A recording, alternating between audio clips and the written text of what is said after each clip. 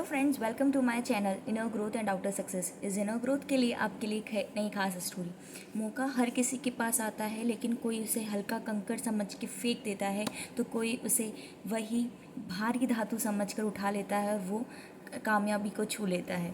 यही कहानी है। एक गरीब लड़का होता है, लेकिन उसके सपने बड़े ऊंचे होते हैं। वो बहुत मेहनत करता है, लेकिन उसे समझ में नहीं आता है कि क्या करना रहा। वो बहुत दुखी निराश हो जाता है और ऐसे ही करते करते वो उसे समझ में नहीं आ रहा है क्या करूं। तो वो जाता है अपने गुरुजी के पास।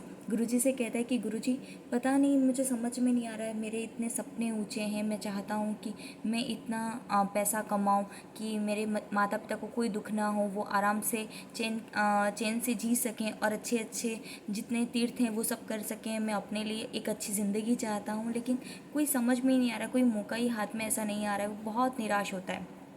महात्मा जी को उस पर दया आ जाती है और महात्मा जी कहते हैं कि ठीक है, तुम्हें मैं एक जगह दिखाता हूँ, वहाँ पे ले चलता हूँ। वहाँ पर महात्मा जी उसे लेकर जाते हैं। तो वो गुरु जी जब उसको लेके जाते हैं तो वहाँ पर बहुत सारे कंकड़ होते हैं। तो शिष्य आश्चर्य से गुरु जी से पूछते हैं कि ये क्या गुरु जी, इससे मैं कैसे अमीर बनूंगा। तो गुरु जी कहते हैं कि इससे ही अमीर बनोगे। ये जो सारे कंकड़ बिखरे हुए दिख रहे हैं तुम्हें, इन कंकड़ों के अंदर एक धातु रखी हुई है। और जब ये धातु रखी हुई है और वो धातु ऐसी है कि जिस चीज़ पे तुम लगाओगे वो सोना बन जाएगा। चाहे वो चीज़ पीतल की हो, चाहे किसी की भी हो, लेकिन जिस पे भी लगाओगे वो सोने की बन जाएगी और तुम्हारे पास पैसा ही पैसा होगा।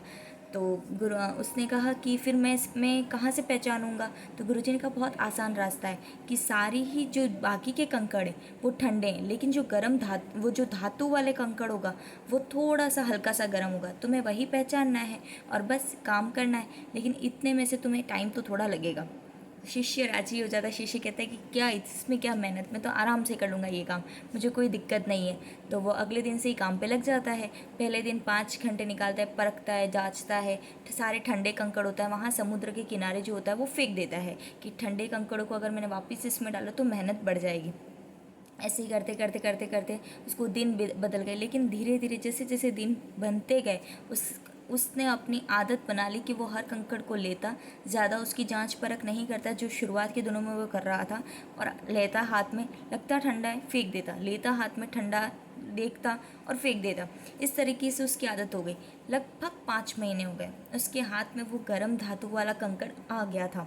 लेकिन उसकी जिस आदत थी कि उसने क्या किया, देखा, उसे हल्का गर्म लगा, लेकिन आदत हो गई थी कि पता ही नहीं चला कि उसे ठंडा है कि गर्म है। उसने वो पत्थर भी समुद्र के अंदर फेंक दिया। लेकिन जैसे ही फेंका उसे लगा कि ये गर्म था और वो उस समय कुछ समझ नहीं पा रहा था और वो रोते रोते अपने गुरुजी के पास गया। गुरुजी, मैंने अपने हाथ में आया हुआ मौका गवा दिया, मैंने उस पत्थर को फेंक दिया है और वो जो गर्म लग रहा था मुझे पता ही नहीं चला कैसे। गुरुजी ने उसे समझाया कि शिष्य, मैं तुम्हें यही समझाना चाह रहा था कि कंकड़, और ये शिष्य को नहीं, ये हम सबको समझा रहे थे, हमारा हर दिन उस कंकड़ के समान है। हमारी आदत हो जाती है कि हम हर चीज़ को हल्के में लेने लग जाते हैं, हर दिन को हल्के में लेने लग जाते हैं।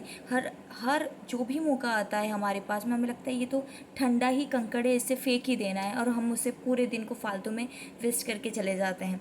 लेकिन अगर हम हर दिन को सही से यूटिलाइज़ करें तो हमें नहीं पता कि वो गर्म कंकड़ या गर्म धातु कब आने वाली, कामयाबी कब आने वाली। तो जब तक नहीं आती तब तक हमें मेहनत करनी है और उस मौके के इंतज़ार को लेके बैठना है। नहीं तो ऐसा ना हो कि हमारी ज़िंदगी में भी मौका है और हम उसे ठंडा कंकड़ समझकर समुद्र में फेंक दें, और फिर जब चिड़िया चुग गई खेत फिर पछताए होत क्या।